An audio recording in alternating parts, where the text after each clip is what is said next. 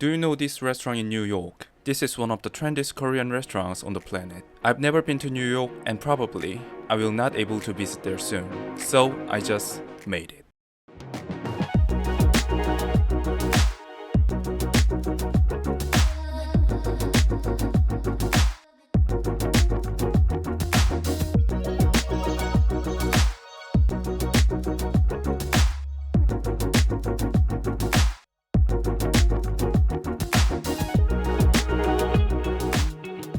The New York restaurant Kisa is undoubtedly one of the trendiest Korean restaurants in the world. I was so impressed that typical Korean side dishes that I thought boring can be so trendy and popular. Today, I will recreate a platter of their menu by myself, all from scratch, and I'm going to show you how to make each one of the dishes. This will be a lot of work, but once you made it, it will be a wonderful cooking and eating experience. I made a timestamp on this video and recipe of every dish is in the description, so please check out if you want. That being said, let's go to work. Please hit the like and subscribe button so that I can go to New York someday. Thank you for your support. Let's begin with the soy sauce shrimp. Like many Korean side dishes, this goes great with the rice. I can eat rice with this shrimp only. For safety and convenience, I bought a frozen sushi grade and already prepped one. I got tons of work to do, so I had to compromise. Sorry about that. Just choose the shrimp you want. Thaw the shrimp in the salt solution, drain, and wash it with the tap water.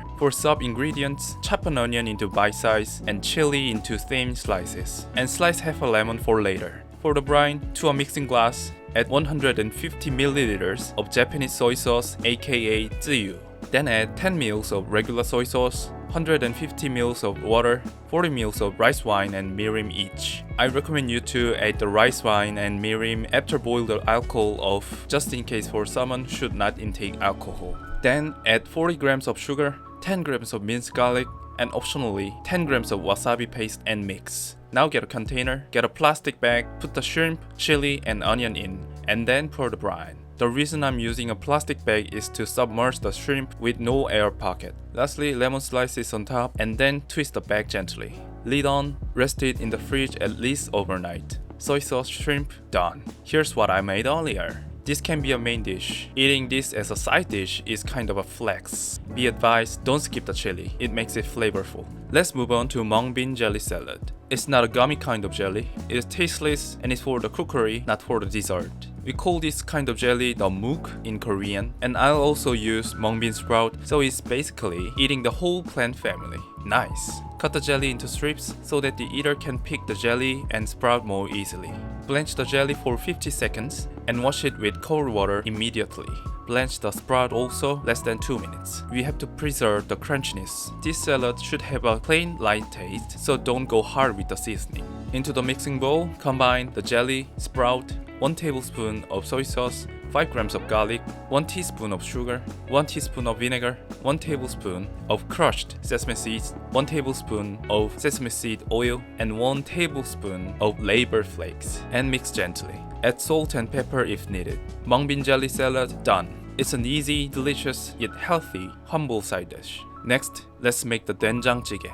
Koreans love stew. We have many names for stew or soup. No one can describe the difference, but ironically, everyone can differentiate them. It's like an instinct. This time, I'll make the stew with doenjang, one of the most classic dishes of all Korean food. Doenjang is traditional fermented bean paste, which is one of the most Korean-ish ingredients. It is packed with salty, umami flavor, so it is used in so many Korean dishes, along with the gochujang. Okay, let's prep the ingredients. First, chop up the zucchini. I used 150 grams cut into bite size, and potatoes also bite size, same amount with zucchini. Little bit of chili, about 10 grams, I like to finely chop so that it dissolves into the stew. And the tofu. You can skip zucchini, you can skip potato, but you should not skip tofu. The soft, tender texture in the salty broth is the key element. Here's a tip for chopping the tofu. After discarding the water inside the package, don't pull out the content, just carefully run your knife through.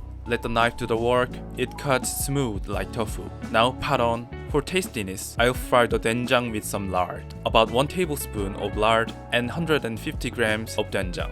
The places that serve best doenjang stew are barbecue restaurants. Animal fat makes a much deeper flavor. Fry it lightly and add water or stock. You can use any kind of stock, but I don't recommend some stocks with spices. I'll just go with the beef bone stock coin. Dissolve the ingredients well and then add potato first. Potato takes longer to cook. Cook for 3 minutes, then add zucchini. Cook for another 3 minutes. Then add the chili and tofu carefully. Cook for 2 more minutes. Also add minced garlic about 10 grams, which I forgot and added off the camera. Lastly, for a kick, add spring onion and off the heat right after that. Doenjang stew done. You can finish your rice with this stew only. That would be a perfect breakfast. Okay, no time to rest. Let's go to the braised potato. This humble dish is not that easy to make as it looks. First, chop 4 to 5 potatoes and little bit of chili into bite size. Pan on, medium-high heat, add oil and fry the potatoes. After it gets some color on it, add 10 grams of minced garlic and fry it lightly.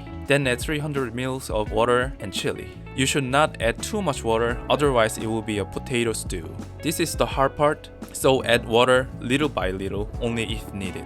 For the sauce, 1.5 tablespoons of regular soy sauce, half tablespoon of Japanese soy sauce, the tsuyu, half tablespoon of fish sauce, 1 tablespoon of mirin, 2 to 3 tablespoons of corn syrup. Stir well until the liquid evaporates. One more hard part is the seasoning. You can't fix it after the liquid evaporates, so you have to measure the liquid carefully and should taste a few times, adjust the saltiness while cooking. Once it's done, off the heat, add 1 tablespoon of crushed sesame seeds, half tablespoon of whole sesame seeds, and half tablespoon of sesame seed oil. And I almost forgot again, add spring onion. The carryover heat cooks it a little bit and the subtle fragrant aroma extraordinary. Braised potato done. Okay, 3 dishes more to go. This time, the fried egg roll, aka tamagoyaki in Japanese. I'm sorry to say, but I screwed this time. It has to be pretty like this, but ugly as one came out. Let's go through it anyway. In a mixing glass, beat 3 eggs, add salt and pepper, and then whisk. It's a simple version. You can add finely diced carrot or green onion, and then we need a non-stick pan. Ideally, rectangular pan for tamagoyaki is the best. But if you don't have it, just use 8-inch frying pan. My fatal mistake is using the wrong pan.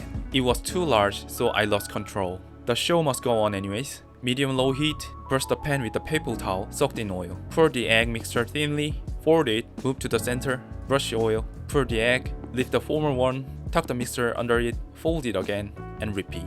It was so hard to make it on a large pan like this. Once it's done, slice it into regular size. Fried egg roll, done anyways. We'll get it next time. When it's done perfectly, no other sauce is needed. But mine was a little bit dry and ugly, so I revived it with ketchup. Now for the main dish, the Jeyuk bokeum. You can call this stir-fried spicy pork or spicy bulgogi. This is one of the most common and popular lunch menu in Korea. I made a detailed video about it. Click the button on the right upper end if you want to check it. I'll make it briefly this time. Prepare 300 grams of pork shoulder as thin as possible. To that, add 40 grams of gochujang, 1 tablespoon of soy sauce, 1 teaspoon of mirin, 3 cloves or 15 grams of garlic, 5 grams of sugar, 5 grams of gochugaru, 1 teaspoon of MSG, 1 tablespoon of neutral oil, and optionally 1 teaspoon of meat tenderizer. Mix well and let it rest for at least 1 hour. Chop spring onion, non-stick pan on, medium heat, oil in, fry the spring onion first, make the oil fragrant.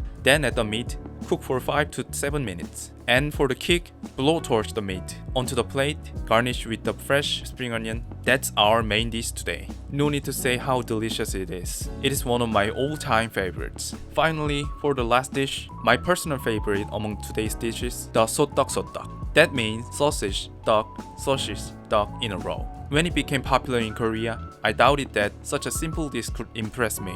However, it did. The beauty was in the simplicity.